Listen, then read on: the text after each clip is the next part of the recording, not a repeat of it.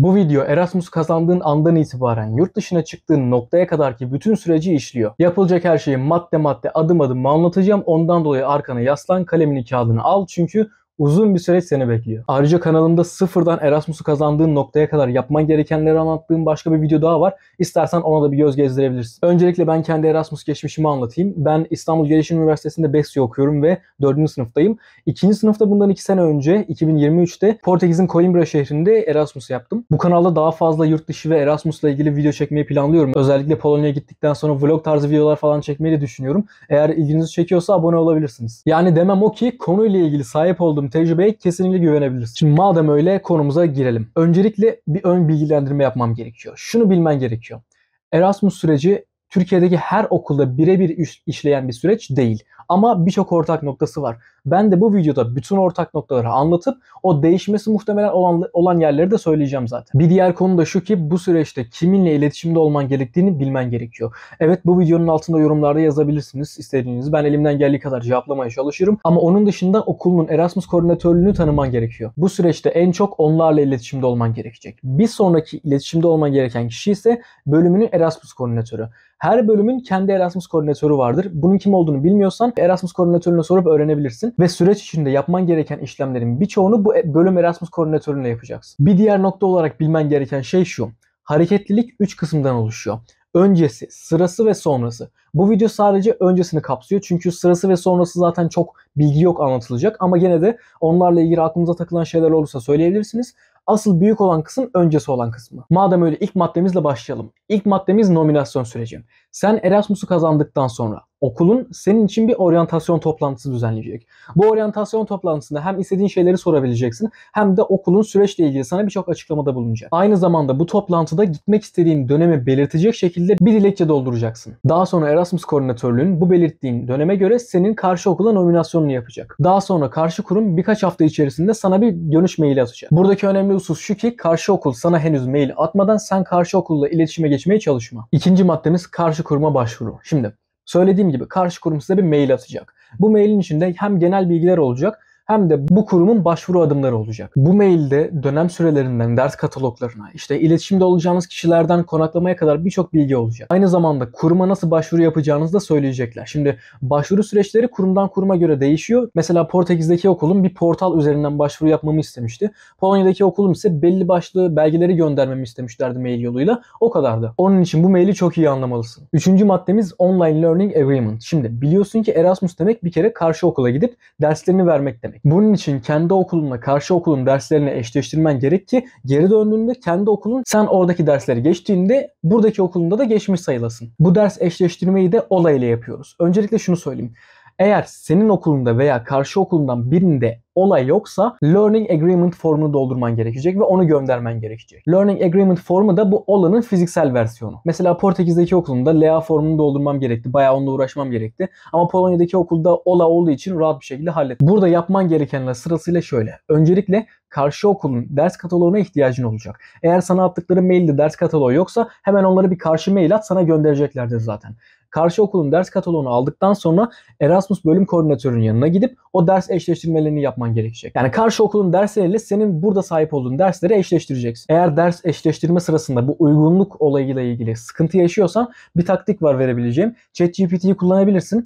Hem kendi okulun hem karşı okulun ders kataloglarını at oraya. Durumunu anlat, böyle bir durum var diye. Ondan sonra burada en uygun olanları eşleştir de muhtemelen sana yardımcı olacaktır. Ben mesela yapmıştım, bayağı bir yardımı olmuştu. Yine de ne yaptıysan dersler bir türlü uyuşmuyorsa son çare olarak Erasmus koordinatörlüğü seni başka bir okula nomine edebilir. Olayı doldurmak da çok kolay. Yani normal bir form, online bir form zaten. Doldurman gereken alanlar var. Onları dolduracaksın. Ve aynı zamanda bu eşleştirdiğin derslere oraya girmen gerekecek. Yapamadığınız bir şey olursa Erasmus koordinatörlüğünüze danışabilirsiniz zaten. Ki YouTube'da da bir sürü OLA doldurma videoları falan var. En kötü bana da sorabilirsin. OLA doldurulduktan sonra 3 kişi tarafından imzalanacak. Bunlar senin bölüm koordinatörün ve karşı okul. İmzalar tamamlandıktan sonra da OLA artık bitmiş demektir. Dördüncü maddemiz kabul mektubu. Şimdi olayı ve karşı okula başvuru işlemini bitirdikten sonra karşı okul sana bir kabul mektubu gönderecek ve bu kabul mektubunu da vize başvurusunda kullanacaksın. Beşinci maddemiz intibak formu. Bu form senin bölümünün, senin Erasmus'unu ve eşleştirdiğin dersleri kabul ettiğini gösteren bir belge. Bu formda yine OLA'da yaptığın gibi eşleştirdiğin dersleri sırasıyla koyacaksın. Bu arada olan 3 taraftan da imzalandıktan sonra direkt intibak formuna geçebilirsin. İntibak formu da bu sefer 4 kişi tarafından imzalanacak. Sen, senin bölüm koordinatörün, senin fakülte koordinatörün, evet bölüm ve fakülte koordinatörleri ayrı. Fakülte koordinatörün ve dekan tarafından. 6. maddemiz sponsorluk mektubu. Şimdi burası sadece hibeli olanları ilgilendiriyor. Bu Erasmus öğrencisi olduğunu kanıtlayan ve sana verilecek hibenin miktarını gösteren bir belge. Kabul mektubunu aldıktan sonra onu Erasmus koordinatörlüğüne göndereceksin. Onlar da senin bu sponsorluk belgeni hazırlayacaklar. Bu belgeyi aynı zamanda vize başvurusunda da kullanacaksın. Ve geldik vize konusuna. 7. maddemiz vize konusu.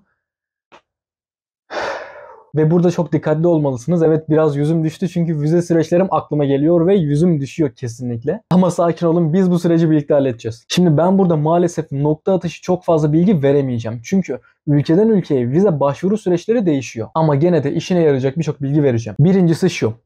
Vize sürecinde okulundan hiçbir yardım bekleme. Okulun sana yardım etmeyecek. Bu konuda tamamen tek başınasın. İkinci olarak her ülkenin kendi Erasmus WhatsApp grupları var. Bunları bulacaksın, emin ol. Bu gruplarda senin gibi Türkiye'nin herhangi bir yerinde senin gideceğin ülkeye gidecek Erasmus öğrencileri olacak. Haliyle aynı sorunları yaşıyor olacaksınız. Ve burada vize konusu başta olmak üzere o ülkedeki yaşamla ilgili de birçok konu konuşulacak. Onun için WhatsApp gruplarına girmen çok önemli. Üçüncü olarak bir ülkeye vize başvurusu yapabilmen için öncelikle o başvuru için bir randevu alman gerekiyor ve ülkelerin başvuru süreçleri değiştiği için kiminde konsolosluğa gitmen gerekecek, kiminde VFS Global gibi aracı şirketler aracılığıyla başvuru yapman gerekecek. Mesela ben Portekiz için konsolosluğa, Ankara'ya konsolosluğa, Polonya için ise VFS Global'in merkezine gitmem gerekti. Bundan dolayı randevu bulma süreci de değişiyor ve bu süreç çoğu zaman hiç kolay olmuyor. Nasıl randevu alacağını da hem o WhatsApp gruplarından hem de internetten araştırarak zaten öğrenebilirsin. Dördüncü olarak şunu söyleyeyim.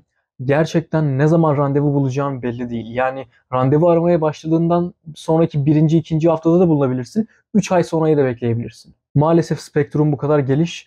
Ama bununla ilgili taktikleri falan filan da o gruplardan öğrenebilirsin yine. Randevu ararken bir anda da başvuru sırasında teslim etmen gereken evrakları toplamaya başlaman gerekiyor. Başvuru evrakları konusu da ülkeden ülkeye değişiyor. Örneğin Polonya ile Portekiz'inki farklıydı. Bu listeye de hem gruplardan hem de ya konsolosluğun ya da işte o aracı şirketin internet sitesinden ulaşabilirsin. Daha sonra tüm belgeleri toplayıp başvuruna gideceksin. Başvurunu yapacaksın. Daha sonra vizenin gelmesini bekleyeceksin. Vizen gelecek. İnşallah yani. Başvuru evraklarıyla ilgili de teknik sorunlar yaşarsan yine buraya yorum bırakabilirsin. Ben elimden geldiği kadar yanıtlayacağım. 8. maddemiz hibe sözleşmesi. Şimdi bu hibe sözleşmesini hibeli olsan da olmasan da imzalaman gerekiyor. Çünkü hibeli değilsen bile ileriki zamanlarda hala hibeli olma olasılığın var. Ve bunu imzalaman gerekiyor işte. Bu hibe sözleşmesi için Erasmus koordinatörlüğün senden vizen de dahil bazı belgeler isteyecek. Bu belgeleri onlara sağladıktan sonra onlar senin hibe sözleşmeni imzalayacak. Sen de gidip onu imzalayacaksın. 9. madde Arrival Form.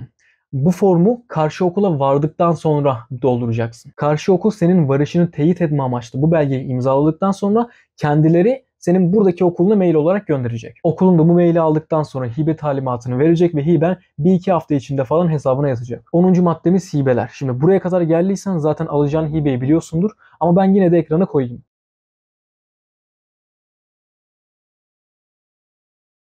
Buradaki önemli husus şu ki sen oraya vardığında senin için tanımlanmış olan hibenin toplamının %80'i yatacak.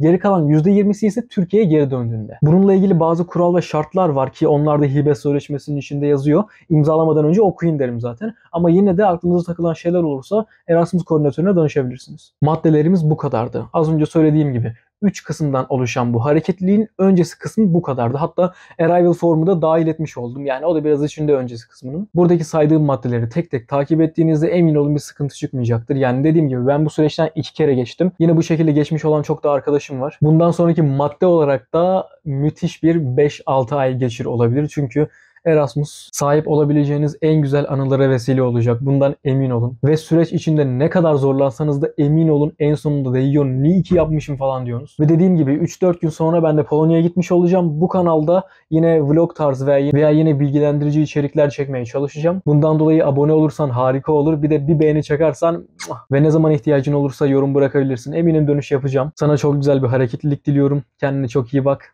Görüşürüz.